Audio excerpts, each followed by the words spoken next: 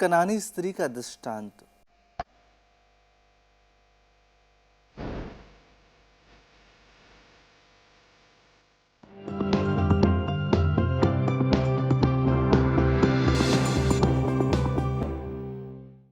आज प्रभु यीशु हमें कनानी स्त्री के बारे में बताते हैं। आत्मदर्शन टीवी के सभी दर्शकों को मेरा प्यार भरा जय यीशु। आज हम मनन चिंतन कर रहे हैं संत मार्कुस का सुसमाचार अध्याय 7 पद संख्याएं 24 से लेकर 30 तक। आज के सुसमाचार में विशेष रूप से हम कनानी स्त्री के बारे में सुनते हैं, उसके विश्वास के बारे में सुनते हैं कि किस प्रकार से वे प्रभु के कार्यों पर ध्यान रखते हुए, उनके नाम को सुनते हुए, उन पर विश्वास करते हुए वे अपना विश्वास प्रकट करती है। विशेष रूप से संत मार्कुस का जो सुसमाचार लिखा गया, जब संत मार्कुस रोम में थे तो वे यही चाहते थे कि गैर यहूदियों तक प्रभु के यह वचन को वे फैला सके, ताकि उन्होंने विशेष रूप से गैर यहूदियों को ध्यान में रखते हुए इस सुसमाचार को लिखा।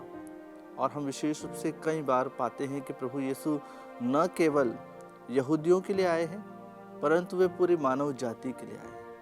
इसी बात को ध्यान में रखते हुए संत मार्कुस आज के सुसमाचार में विशेष रूप से हमें इस दृष्टांत को लिखते हुए समझाते हैं कि हम भले ही गैर यहूदी हो, लेकिन ईश्वर की कृपा हम सभी पर बनी रहती है। आइए आज हम विशेष रूप से मनन चिंतन करें। जिस प्रकार से कनानी स्त्री के बारे में बताया गया है, ईसा वहाँ से विदा होकर तिरुस और सिदोन प्रांत गए। वहाँ वे किसी घर में ठहरे और वे चाहते थे कि किसी को इसका पता न चले, किंतु वे अज्ञात नहीं रह सके। प्रभु चाहते थे कि कोई न जाने कि वे कहाँ पर रुके हैं, लेकिन उनकी ख्याति इतनी थी, लोग उनके पीछे इतने चलते थे कि वे कुछ क्षण भी लोगों से अलग रहने की सोचते थे, लेकिन वे नहीं रह पाते थे, क्योंकि लोग जानते थे। और बहुत सारे दुखी, पीड़ित, लाचार उनके पास आया करते थे। एक स्त्री ने, जिसकी छोटी लड़की एक अशुद्ध आत्मा के वश में थी, तुरंत ही उसकी चर्चा सुनी और वह उनके पास आकर उनके चरणों में गिर पड़ी। जी हाँ, कृष्ण प्रिय भाई और बहनों, यह स्त्री प्रभु यीशु के बारे में जानती थी और उन पर विश्वास करती थी, इसलिए वे आकर तुरंत चरणों में गिर पड़ी, उनसे प्रार्थना अनुनय विनय करने लगी।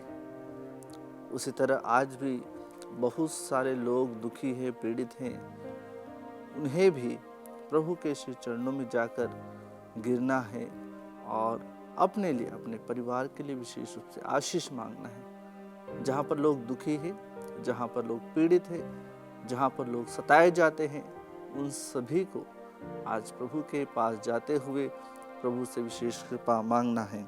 हम आगे सुनते हैं, वह स्त्री गैर यहूदी थी, वह तो जन्म से सिरुफिनिकी थी।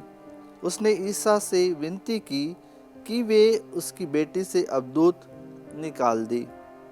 ईसा ने उससे कहा, पहले बच्चों को तृप्त हो जाने दो। बच्चों की रोटी लेकर पिल्लों के सामने डालना ठीक नहीं।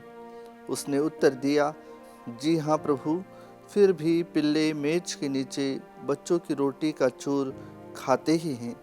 इस पर ईसा ने कहा, जाओ, तुम्हारे ऐसा कहने के कारण अबदूत तुम्हारी बेटी से निकल गया है। अपने घर लौटकर उसने देखा कि बच्ची खाट पर पड़ी हुई है और अबदूत उससे निकल चुका है।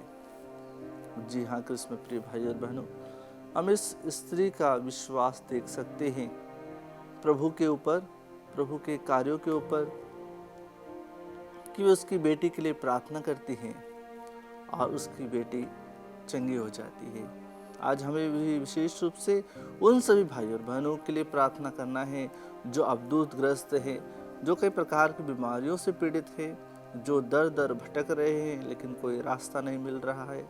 हमें उन सभी को आज प्रभु यीशु के पास लेकर आना है, ताकि ईश्वर की आशीष उन सभी पर, उनके परिवारों पर, उनके बच्चों पर, उनके कार्यों पर निरंतर बनी रहे।